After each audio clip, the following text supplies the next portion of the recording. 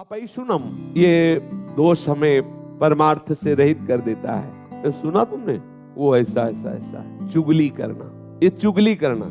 कुछ ऐसे महापुरुष जन हैं कि जिनको बड़ा आनंद आता है। कभी कभी ऐसा अवसर मिला तब लगता है कितनी रुचि से किसी की निंदा की जाती है, कितनी रुचि से बात की जाती है, और बार बार उनको हटा के भगवत वार्ता कर, चुप रहो, सुनो। वो ऐसा उनको इतना सुख मिलता है मानो उनको चक्रवर्ती सम्राट पद पे अभिषेक मिल जाएगा इस बात से। देखो, अपने परमार्थ मार्ग के साधक हैं, अपनी कोई निंदा करे तो उसकी भी हमें निंदा नहीं करनी। उसके द्वारा जो हृदय में जलन होती चुपचाप सह लेना है, पर किसी की निंदा नहीं करना। कोशिश करो किसी और की निंदा आपको सुनने को ना मिले। कोशिश करो आपको अपनी निंदा सुनने को मिले। कोई निंदा कर रहा है तो आप कान को कहो सुनो, क्योंकि अब जलेगा हृदय ना, और जब हृदय जलेगा तो फिर सही हो जाएगा। अगर अपनी निंदा हो रही तो कान में अंगुली मत डालना, जरूर सुनना। लेकिन जब किसी की निंदा होने लगे तो कान में अंगुली डाल लेना। जब अपनी प्रशंसा होने लगे तो कान में अंगुली डाल लेना। जब दूसरे की प्रशंसा हो रही तो अंगुली हटा लेना। तो अंदर तुम्हें पता चलेगा कि क्या है तुम्हारी स्थिति। दूसरे की प्रशंसा सुनकर आनंदित होना, ये हमारे साधुता के मार्ग में लाभदायक है। अपनी प्रशंसा सुन करके हृदय में सकुचाहट आ जाना, मैं अधम, ये कैसा, यह है परमार्थ का स्वरूप। अपनी निंदा सुन करके आनंदित होला, देखो प्रभु ये ठीक कह रहे हैं, ऐसा ही मैं हूं। दूसरे की निंदा जब बात हो तो कान में अंगुली डाल लो, नहीं नहीं हमें नहीं सुनना। बोलना तो है ही नहीं किसी के विषय में, पर चर्चा ही हमें दोष से युक्त कर देती है। भगवत चर्चा छूटी, जहां किसी की चर्चा तहां कोई न कोई अपराध बन जाएगा, वाणी का अपराध बन जाएगा। हम निंदा कर बैठेंगे। ये दूसरे की बातें देखी सुनी चुगली करना है, बिल्कुल ठीक नहीं है। एक दूसरे के विषय में वार्ता करना परमार्थ के हानि की बात है। जब एक दूसरे मिले तो बोधयंतः परस्परम, भगवत चर्चा करें। श्री स्वामिनी जी के रूप गुण का, उनकी लीला का, उनके हास परिहास का वर्णन करके हम अपने मन को निर्मल करें, आह्लादित करें। ये चुगली करना ठीक नहीं है। शास्त्र आदेश करता है कि ये जो चुगली करने का स्वभाव, इसे छोड़ो, क्योंकि इसके छोड़ने से आपका हृदय निर्मल होगा। ये वो सद्गुण हैं जो भगवान को अधीन कर लेते हैं। हमें किसी के विषय में नहीं बोलना, यहाँ तक कि अपने को सता रहा हो तो धर्म कहता है कि उसका भी परिचय मत बताओ। ये बड़ा सूक्ष्म विषय धर्म का है। जब धर्म स्वरूप बैल को जब परीक्षित जी ने देखा कि उसके चरण टूट गए हैं, तीनों एक चरण से चल रहा है और एक पुरुष प्रहार भी कर रहा है, पूछा बैल से जो धर्म रूप में था कि आपको दंड कौन दे रहा है। तो बोले इसका ठीक निर्णय नहीं किया जा सकता कि कौन दंड दे रहा है। जैसे जैसे वार्ता हुई परीक्षित जी समझ गए ये धर्म है, क्योंकि ये धर्म कहता है कि अपने को भी जो सता रहा है उसका भी परिचय न बताए, क्योंकि वो कोई न कोई मेरा कर्म ही है जो उसको प्रेरित करके आया है और मुझे दुख दे रहा है। वो बेचारा तो निमित्त मात्र है, वो थोड़ी हमें दुख दे रहा है। कोई न कोई कर्म, को न काहू के दुख सुख कर दाता, निज कृत कर्म भोग सुन भाता। अगर कोई हमें आकर के पीट रहा है तो सच्ची मानिए हमारा कर्म ही कोई उसके ऊपर बैठ गया और वो आकर हमें पिटवा रहा है। हम उसका भी विरोध नहीं करते। यही तो साधुता है।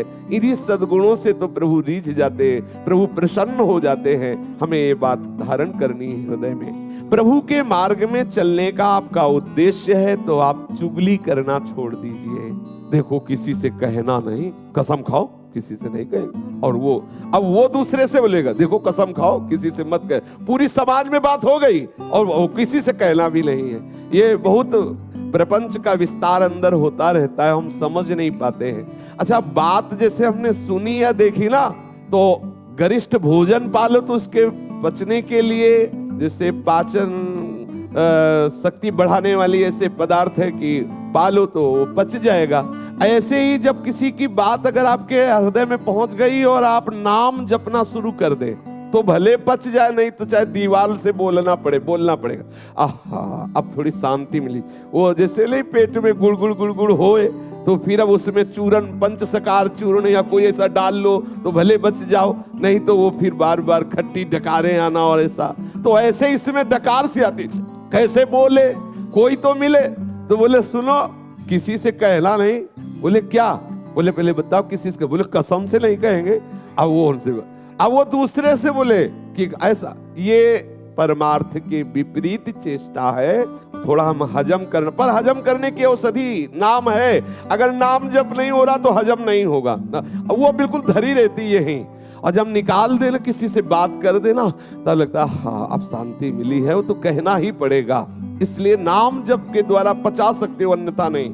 अगर नाम जप नहीं तो आप ये पचा नहीं सकते, वो आपसे बुलवाएगी, चुगली करवाएगी, निंदा कराएगी।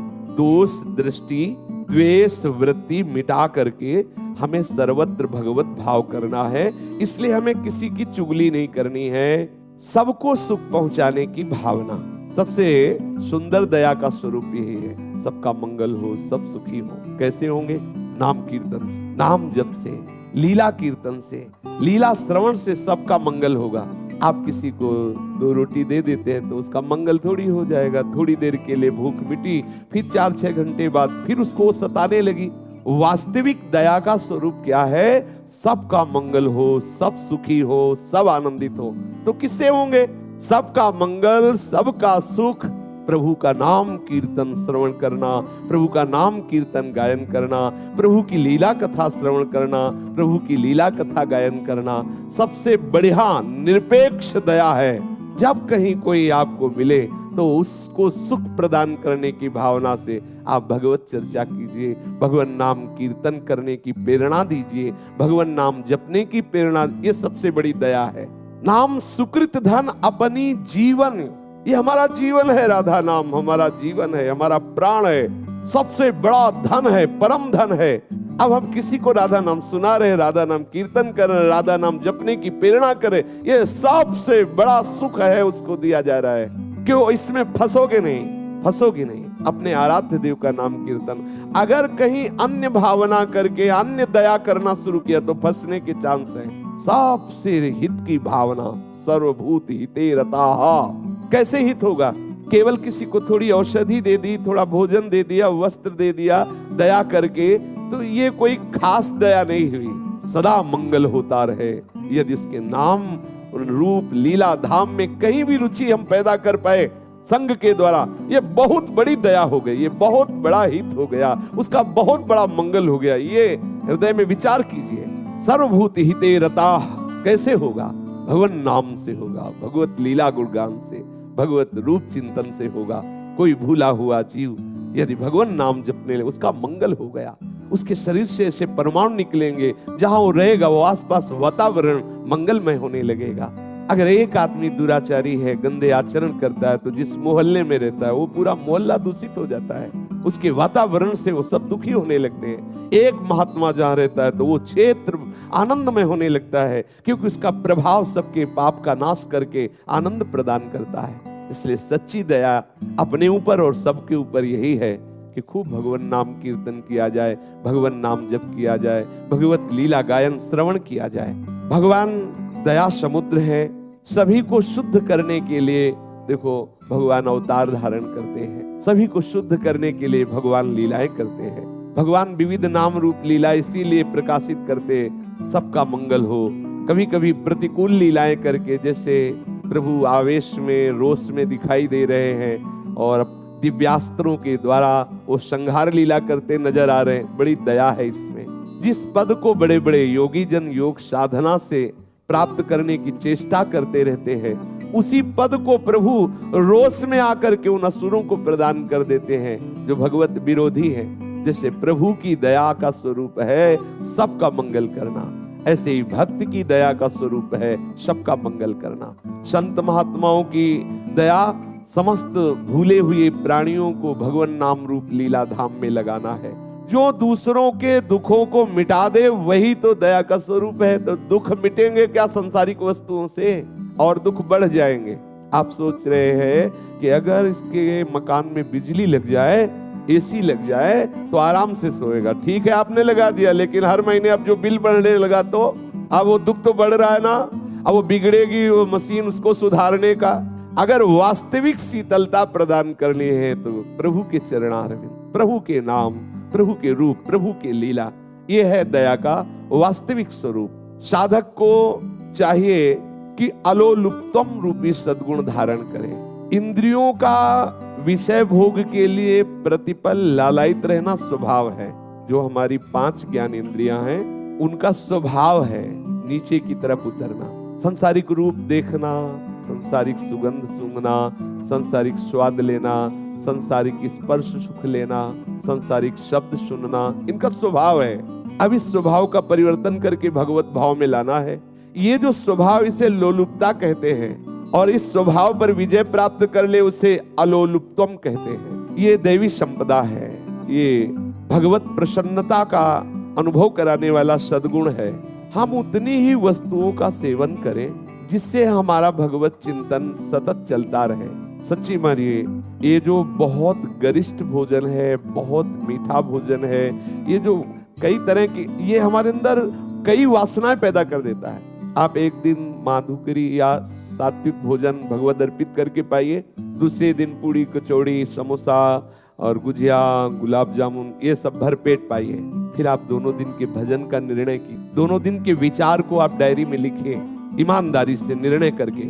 आप एक दिन जो सात्विक भोजन भगवत प्रसाद स्वरूप पाए, तब आपके क्या विचार थे, कैसी भजन पद्धति चली, और दूसरे दिन जब आप भंडारे का पाए या ऐसा गरिष्ठ भोजन पाए, तब आपके कैसे विचार रहे, देख लीजिए। ये लोलुपता छोड़ने के लिए आपको एक नियम बनाना पड़ेगा। समाज में जो अच्छे पदार्थ कहे जाते हैं उनसे आपको बचना होगा। ये बहुत अच्छा भोजन बना हुआ है, वो आपके भजन को नीरस करने वाला है। ये इंद्रियों की लोलुपता, एक एक इंद्री को संभालना होगा। हम ऐसे रूप देखने के मार्ग में चले हैं जो रूप समुद्र हैं। क्या कौन सा रूप है ऐसा, यहाँ सब नाशवान परिवर्तनशील। ये जो शरीर आप देख रहे हैं, इसमें कुछ भी डालो मलमूत्र बन जाता है। क्या खास बात इसमें है?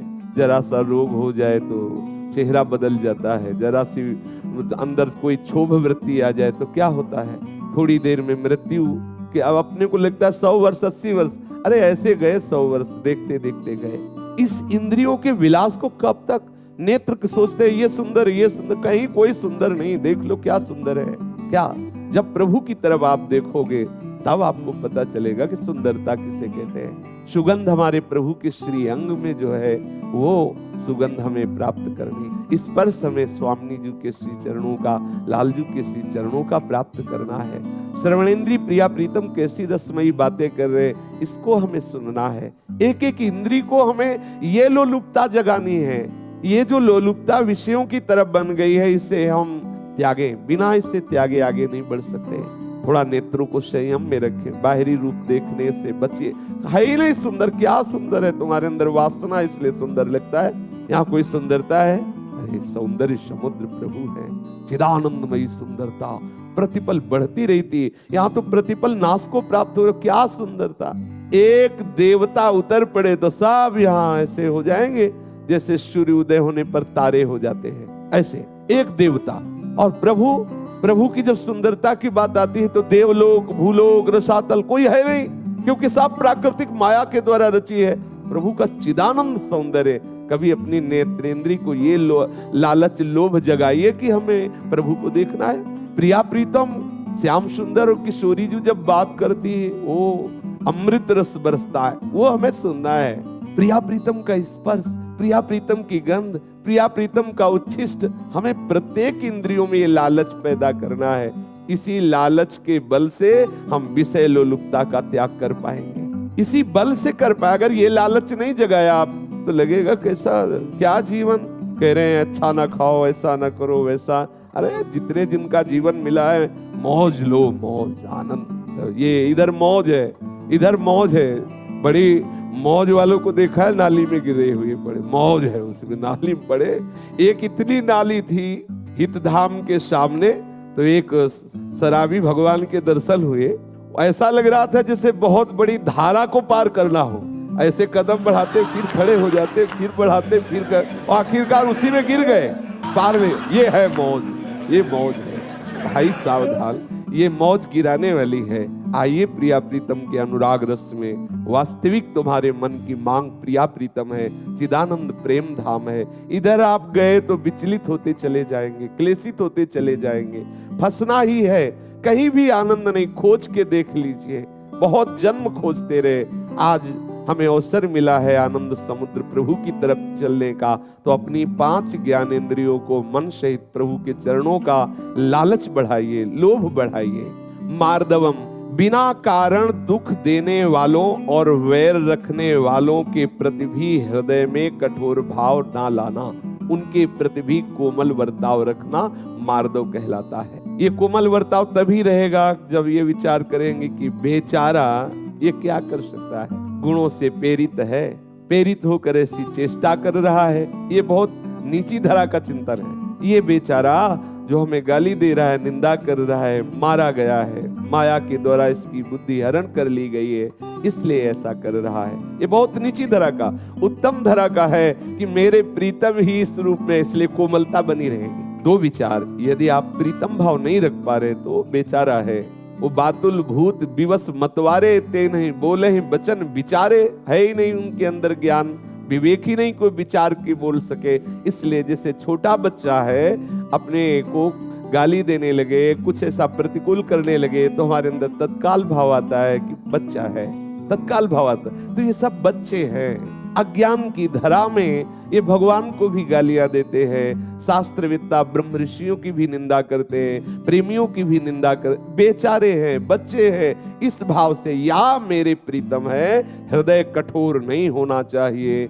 मार्दवम रूपी सद्गुण, कोमलता बनी रहे। जैसे अपना बच्चा अपने साथ कठोर व्यवहार करे तो हम क्या करते हैं, दुलार ही करते हैं, बच्चा है। जैसे अपने किसी अंग से अपने को चोट लग जाए तो हम क्या करते हैं, हमारी ही गलती से हमें लग गया, तो ऐसे हम सोचते हैं हमारी कोई गलती रही होगी पूर्व में, उसका परिणाम इसके द्वारा दिया जा रहा है, इसलिए हम कठोर हृदय ना हो, हमारा हृदय सदैव कोमल बना रहे।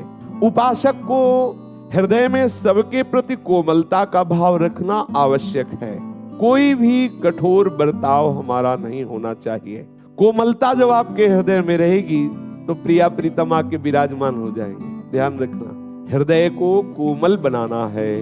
कोमल हृदय सरस होता है, सरस कोमल हृदय में ही प्रिया प्रीतम विराजते हैं, कठोर हृदय नहीं। सब महापुरुष एक स्वर में आदेश करते हैं यही, कबहू कठोर न होई, कोमल चित सब सो मिले, कबहू कठोर न होई।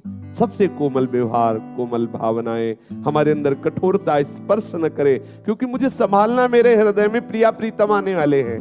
रसिक शेखर नौ किशोरी किशोर सुकुमारता की रास जुगल सरकार पधारने वाले हैं। जैसे हम लीप पोत के आंगन और सुंदर आसन की रचना करते हैं कि भाई गुरुदेव पधार रहे हैं, कोई महापुरुष पधार रहे हैं, अगर थोड़ा भी कूड़ा आने की संभावना होती है तो हम उसे रोकने की चेष्टा करते हैं कि यहाँ गंदा ना होने पावे। ऐसे ही हमारा हृदय अब प्रिया प्रीतम के लिए, प्रिया प्रीतम पधारेंगे। हम अपने हृदय को कोमल रखें, क्योंकि इतने सुकुमार प्रिया प्रीतम विराजेंगे, कठोर हृदय ना होने पावे, ये किसी के प्रति ना होने पावे। क्योंकि हम बर्ताव किसी के प्रति कठोर करेंगे तो हमारा हृदय कठोर होगा ना। कठोर हृदय में हमारे सुकुमारी किशोरी किशोर थोड़ी आएंगे। इसलिए हमें हृदय एकदम द्रवित रखना है, कोमल रखना है, सरल स्वभाव रखना है, कठोरता हृदय में आने न पावे, सावधानी रखनी है। ह्री, शास्त्र और लोक मर्यादा के विरुद्ध काम करने पर जो एक लज्जा होती है, एक संकोच होता है, उसे ह्री कहते हैं। ये आपको अशुभ आचरणों से बचाएगी। अगर हम ऐसा करेंगे तो हम साधक हैं, उपासक हैं। क्या होगा, शास्त्र विरुद्ध आचरण, लोक में निंदा, नहीं, ऐसा नहीं होना चाहिए। मेरे द्वारा ये नहीं होना, मैं ये नहीं खा सकता क्योंकि साधक हूँ, मैं ये नहीं देख सकता क्योंकि साधक हूँ, मैं ऐसा आचरण नहीं कर सकता, साधक हूँ, उपासक हूँ। ये लज्जा होना, ये संकोच होना, ऐसा विचार होना ना, ये विरुद्ध आचरण नहीं करो, समाज क्या कहेगी, ये विचार आना, ऐसा प्रभु को क्या सोचेंगे, देखो मेरा शरणागत है, क्या कर रहा है, नहीं मुझे ऐसा नहीं करना, लज्जा होना, ये ह्री सद्गुण है।